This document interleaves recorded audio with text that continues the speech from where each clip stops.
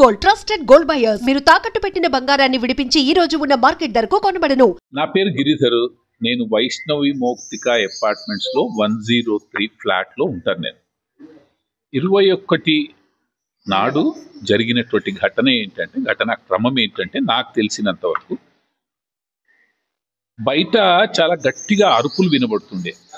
ఏదో మామూలుగా ఎవరో కొట్లాడుకుంటున్నారేమో అని అనుకున్నాను నేను. ఇంతలో మా అసోసియేషన్ ప్రెసిడెంట్ అయినటువంటి నాగిరెడ్డి గారి గొంతు వినబడింది గట్టిగా. వినబడేటప్పటికి ఏమైందని పోయి నేను కారులో కూర్చున్నటువంటి వ్యక్తిని వెళ్ళి కాంపౌండ్ బాధల నుంచి చూస్తే నాగిరెడ్డి గారు కనబడ్డారు. అరే ఈయనతోనే కొట్లాట అవుతుందనేసి నేను భావనతో బయటికి పోయి చూసేటప్పటికి నాగిరెడ్డి షర్ట్ మీద ఇక్కడ బ్లడ్ అంటే ఉండడము, ఆయన చెవి మీద బ్లడ్ ఉండడం చూశారు. ఆ ముందర ఇంకొక మనిషితోనే ఆర్గ్యుమెంట్ నడుస్తుంది. నేను ఇమ్మీడియట్గా నాగిరెడ్డి గారిని చూడంగానే ఆ మనిషిని పట్టుకుని బుద్ధి ఉందా, నీకు వయస్సు అది చూడవా, అట్లెట్లా కొడతావని చెప్పేసి నేను నా మ్యాక్సిమం ప్రయత్నం కంట్రోల్ చేసే ప్రయత్నం చేస్తుంటే ఇంతలో మా అసోసియేషన్ సెక్రటరీ అయినటువంటి చంద్రకాంత్ గారు పైనుంచి ఉరుక్కుంటూ వచ్చాడు. ఆయన నేను ఇద్దరం కలిసి అయినంత వరకు ఆ పుట్లాటని ఆపేటటువంటి ప్రయత్నం చేసినా కానీ ఒకటే అరవడము, గట్టిగా ఆవేశంగా తిట్టుకోవడము, ఏమీ వాళ్ళు కంట్రోల్ కాలేదు. తర్వాత మెల్లిమెల్లిగా అది సబ్సైడ్ అయింది.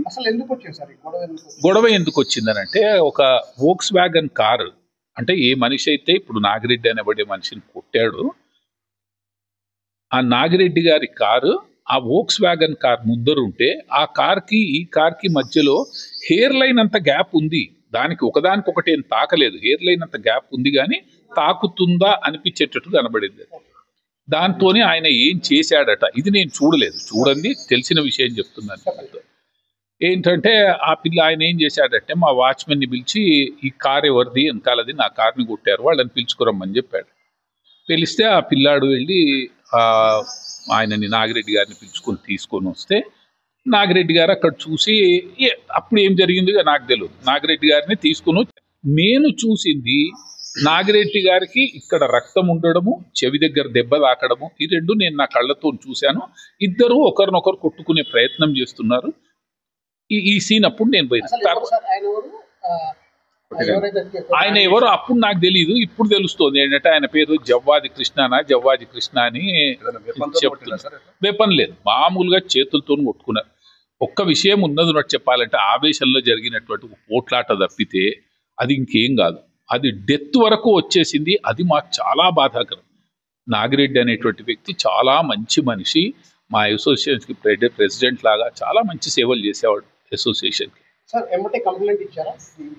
ఈ విషయంలో జరిగింది ఏంటంటే అది అయిపోయిన తర్వాత నేను మామూలుగా పైకి వెళ్ళాను ఎందుకంటే అప్పటికే కుర్చీ తీసుకొచ్చి నాగిరెడ్డి గారిని కూర్చోబెడితే ఇంకా సమస్య పోయింది కదా అని మా మిస్సెస్ కూడా, నువ్వు 70 ఏళ్ల మనిషి, నువ్వు పోయి వాళ్ళ మధ్యలో ఏం కొట్లాడుతుంటావని నాకు ఫోన్ చేస్తే నేను పైకి వెళ్ళి కూర్చున్న తర్వాత మా శ్రీకాంత్ అని మా ఫ్లాట్ ఓనర్స్లో ఒక ఆయన కారులో అందరూ వెళ్తుంటే చూసి ఏమైంది అనుకుని నేను కిందికి వచ్చేటప్పటికి నాగిరెడ్డిని హాస్పిటల్కి తీసుకుపోతున్నారంటే ఏమైందో నేను ఇమ్మీడియట్గా కారు తీసుకొని నేను కూడా వెళ్ళేటప్పటికి నేను వెళ్ళిన 2 minutesలో క్యాజువాలిటీ వార్డులోకి తీసుకెళ్లారు. ఓమ్ని హాస్పిటల్లో బ్రాడ్ డెడ్ అని అనౌన్స్ చేశారు. సార్ ఎంత బాధ అయిందంటే మనసులో అసలు చెప్పలేము. ఒక చిన్న ఆవేశం, ఒక చిన్న కొట్లాట మనిషి చావు వరకు తీసుకురావడం అంటే ఊహించలేకపోయినాం. చాలా ఆ రోజు అసలు నాగిరెడ్డి గారు అప్పుడే ఫోన్ చేయడానికి ట్రై చేశారు. ఆ పోట్లాట జరుగుతుంటేనే ఫోన్ చేసే ప్రయత్నం చేశారు. ఆ తర్వాత ఏం జరిగిందో నాకు తెలియదు. ఆ తర్వాత జరిగింది ఏంటంటే జనరల్గా ఒక మామూలుగా పబ్లిక్ ఎట్లా ఫీల్ అవుతారు, పోలీస్ కేసు చేసి గొడవలన్నీ ఎందుకో ఏమనుకున్నారో ఏమో వాళ్ళు. అప్పుడు ఇంకా ఏమంటారు వాటి వల్ల పోస్ట్ మార్టం అవసరం లేదు అట్లా అని అనుకుంటారు. కానీ పోలీస్ వాళ్ళు అక్కడికి వచ్చి ఆమెకి అందరికీ చెప్పి మీరు పోస్ట్ మార్టం తప్పకుండా చేయించుకోవాలి, రాబోయే కేసులలో చాలా డేంజర్ ఉంటుంది అని వాళ్ళు చాలా అందరినీ కూడా వాళ్ళు ఎక్స్ప్లెయిన్ చేయడం జరిగింది. అప్పుడు నేను అనుకుంటాను, బహుశా అది నేను చూడలేదు, అన్నపూర్ణ గారని వారి వైఫ్ పాపము, ఆమె అప్పుడు కంప్లైంట్ ఇచ్చినట్టున్నారు. ఇది జరిగింది ఆ రోజు జరిగినటువంటి ఇన్సిడెంట్. ఎవరిని నిందితుడిని మేము ఎట్లా పట్టుకునే అవకాశమే లేకుండింది మాకు. ఎందుకనంటే మేము ఎంతసేపటికి ఆ సీన్ అప్పుడు అంతా నేను లేనండి, ఏది చెప్పినా ఊహాజనితంగా చెప్పడం అవుతుంది, అట్లా నాకు చెప్పడం ఇష్టం లేదు. 21st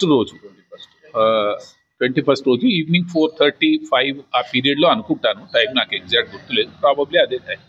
పోలీస్ స్టేషన్కి వెళ్ళారా మరి మీరు వచ్చి మేము అప్పుడు ఇంకా వచ్చేసాము తర్వాత నిన్న మొన్న రాత్రి మా దగ్గర అసోసియేషన్ మా జనరల్ సెక్రటరీ గారు వాళ్ళు మెసేజ్ పెట్టారు, మనం రేపు మార్నింగ్ 10 o'clockకి ఒక మీటింగ్ 10 o'clockకి అందరం కలిసి పోలీస్ స్టేషన్కి వెళ్దాము, ఆయన ఎవరైతే కొట్టాడో ఆ మనిషి ఇంకా అరెస్ట్ కాలేదు కాబట్టి మనం పోయి వాళ్ళ మీద మీరు ఎట్లా అయినా అరెస్ట్ చేయండి అని చెప్పి మనం అందరం రిక్వెస్ట్ చేయడానికి పోదాము అని మొన్న రాత్రి మీటింగ్ అయింది. అయితే సరే అనేసి నేను మామూలుగా 9:45 10కి నేను కిందికి వచ్చాను, అందరు కూడా వచ్చారు. నేను వచ్చే లోపలనే ప్రెస్ వాళ్ళు కూడా ఉన్నారు అక్కడ. వాళ్ళు ప్రెస్ వాళ్ళని నాకు తెలీదు, వాళ్ళకి మా సెక్రటరీకి వాళ్ళకి తెలిసేమో, వాళ్ళతోని మొత్తం జరిగిన ఇన్సిడెంట్ అంతా చెప్పడము జరిగిందన్నమాట. జరిగినప్పుడు వాళ్ళు కొన్ని ప్రశ్నలు అడగడము, ప్రశ్నలకు వీళ్ళు జవాబు చెప్పడము, అందులో నేను కూడా జవాబు చెప్పాను. ఆయనను పట్టుకున్నారా అది ఇది అని అంటే పట్టుకోలేదు, ఇంకా పట్టుకుంటే చాలా బాగుండేది, మనం పోయి ప్రెషర్ చేద్దామని వాళ్ళ అందుకనే పోతున్నాము అని చెప్పడం జరిగింది. ప్రెస్ వాళ్ళు అప్పుడు వెంటనే ఏమన్నారంటే మీరు వెళ్ళండి, వెళ్ళిన తర్వాత మేము కూడా పోలీస్ స్టేషన్కి వస్తాము, వచ్చేసి మేము కూడా వాళ్ళ దగ్గర అడుగుతాం, మేము మీరు ఇంకా ఎందుకు పట్టుకోలేదని వాళ్ళు ఇద్దరు చెప్పారు. ఇద్దరే మనుషులు వచ్చారు, ఎక్కువ మంది రాలేదు. ఇది జరిగిన ఘటన. నేనేం citizen of this great country, I totally believe in the police. నాకు 100% కాన్ఫిడెన్స్ ఉంది, పోలీస్ వాళ్ళు తప్పకుండా న్యాయం చేస్తారు అనేటువంటి నమ్మకం నాకుంది. నాకు అన్నిటికంటే సంతోషం, నిన్న పోగానే అక్కడ కల్పబుల్ హోమిసైడ్లో కేసు బుక్ చేశారంటే నాకు చాలా సంతోషం అనిపించింది. కారణం ఏంటంటే ఇది మర్డర్ అని చెప్తే దాని వెనకాల ఇంటెన్షన్ లేని అసలు మొత్తం కేసే కొట్టేస్తుంది. నిన్న కేసు ఎప్పుడు జరిగిందో నాకు తెలీదు, నిన్న వెళ్తే చెప్పారు. కల్పబుల్ హోమిసైడ్ అని కేసు పెట్టడంతో కేసు కొంచెం స్ట్రాంగ్ అవుతుంది. అదే మర్డర్ అని కేసు పెడితే చాలా కష్టం, ఎందుకంటే ప్రూవ్ కాదు. మర్డర్ వెనకాల ఇంటెన్షన్ ఉండాలి, ఆ ఇంటెన్షన్ లేదు కాబట్టి దాన్ని ప్రూవ్ చేయడం కష్టమైంది. కానీ కల్పబుల్ హోమిసైడ్ అయితే it's very easy to prove అని నేను యాజ్ ఎ